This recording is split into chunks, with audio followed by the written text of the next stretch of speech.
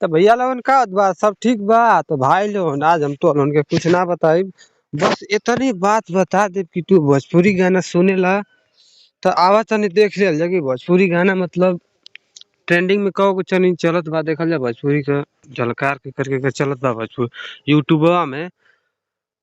तो यूट्यूब तनी खोल दा भैया लोगन। अब भाई लोगन देखा लोगन ट्रेंडिंग यूट्यूब में जानते हो बहुत गाना मतलब ट्रेंडिंग में चलत बा आजकल। तो जानते हो भाई गाना का पूछे के ना तो हमन ट्रेंडिंग खोलल जाई ओकरी बाद देखल जाई कौ गाना मतलब चलत बा भोजपुरी वाला। ठीक बा, आज जो तारीख है उ तारीख ही हम दिखाए से देख ला लोगन। 18 तारीख ही शायद 18 फरवरी है और 2024।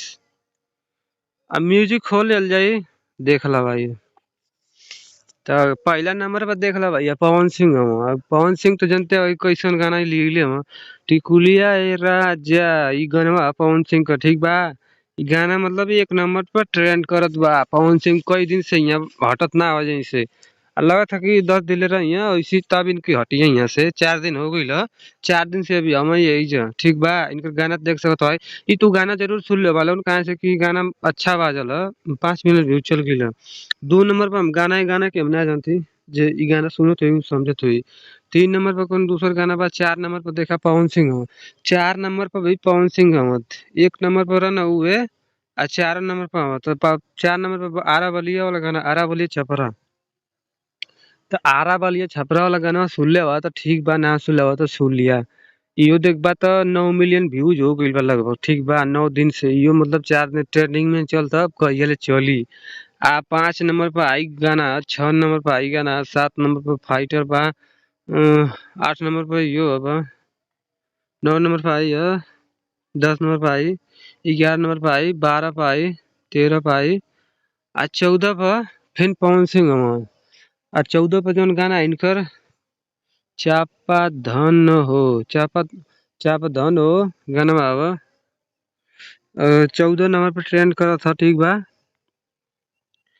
15 पर देखा आई गाना बा, 16 पर आई है, 17, 18, 19, 20, 21, 22, 23, 24, 25, 26, 27, 28, 29, 30।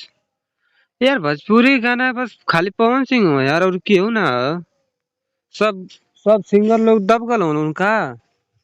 सबका रोटी बंद हो गई, खाली पवन सिंह चलत बना भोजपुरी इंडस्ट्री में। पवन सिंह का गाना बजत बा इस समय भैया, तो तू जाके पवन सिंह का गाना सुना। ठीक बा, अना तो और तो लोन बताओ लोन की वीडियो में का समझ ला लोगन। समझ ला तो ये है कि पवन सिंह गाना मतलब आजकल बाजत है।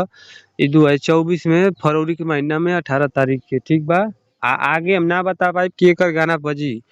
अब जे भैया बढ़िया गाना लिया ओकर तो बजबे करी, या जे ना लिया ओकर कहाँ बजी भैया।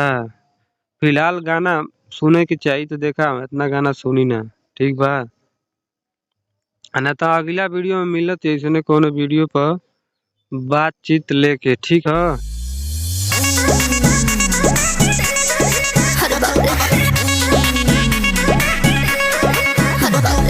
biharmasti.in